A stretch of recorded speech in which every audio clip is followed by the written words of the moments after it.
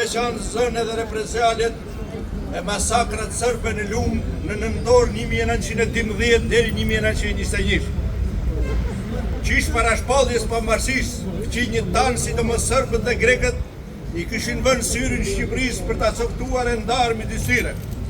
Sërbët nuk do të harronin humbjet e tyre që nga 1876 me betejën e Nishin morën pjesë rreth 10.000 luftëtar kryesisht nga krahinat e lumës e të Kosovës për mbrojtjen e territoreve shqiptare ndonse në kuadër të ushtrisë osmane atëherë.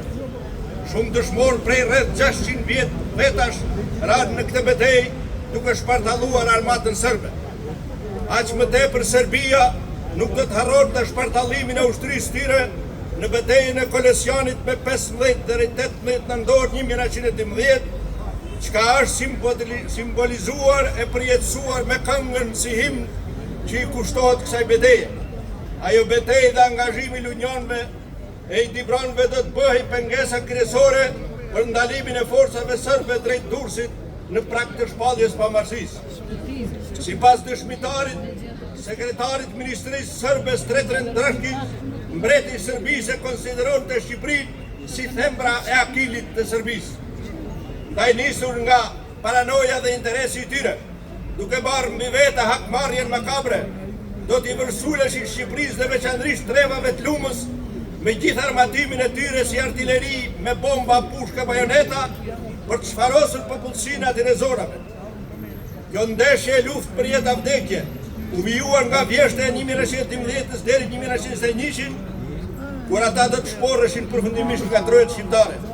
Masakrat më të mëdha u kryen në 1912-1913, periudhë të cilën sipas dëshmitarëve, dokumentave e të dhanave rezulton me 1800 banor, gra e burra të vrarë, 700 shtëpi të djegura dhe rreth 7000 bakti të gravitura. Në këtë periudhë janë kryer masakra më makabre, duke vrarë burra, gra, fëmijë, pleq, pasi dallim. Janë grumbulluar njerëzit në shtëpi dhe është vënë flaka duke i djegur të gjallë. Janë varur në përpemë, janë vënë në rresht për të pushkatuar. Në veçanti masakrat më të mëdha janë në fshatrat Pobrek, Topajan, Breki, Lojme, Nimçe, Kalis, Shullo, Ceren, Çaj, Gdheshtë e Kalimash. Vetëm në Pobrek, në atë periudhë janë masakruar 375 burra e gra. Në Topajan e Breki mbi 500 vetë e përfshua dhe në fshatrat tjerë. E njëjta situatë do të përsëritet edhe 1915 apo 1919, kur rezultojnë me qindra të vrarë, shtëpi të djegura e baktit gravitura. Në këtë betejë janë identifikuar heroj e heroina, të cilët në përleshje me ushtrinë armatose ranë në mbrojtje të trojave të tyre. Në nderim e përkujtim të këtyre betejave janë ngritur lapidar si në qafë Kolesianit, në Pobrek, Topajan, Bushtriq, Kalandorës e tjerë. Ndërkohë janë shpallur edhe dhjetra dëshmorë, por të gjitha këto janë pamjaftueshme. Ndaj gjatë një periudhe 2 vjeçare, në drejtimin e shoqatës atletare kulturore Luma dhe kujdesin e organizatës dëshmorëve të adhëut, u angazhua një numër i konsiderueshëm intelektualësh, historianë dhe studiues për të identifikuar e bërë të njohur në mënyrë më të plotë gjithë masakrat dhe represaljet serbe fillim shekullit 20. Dhe gjitha këto janë sistemuar e përshkruar dhe evidentuar në librin Masakrat Luma të përgatitur nga autori Xhamit Lashi.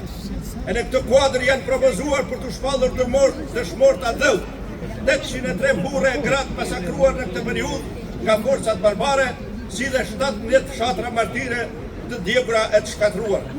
Ndaj, është me vend që ne sot të nderojmë të rënët për lavdinë e tyre në mbrojtje të trojeve shqiptare. Ju faleminderit.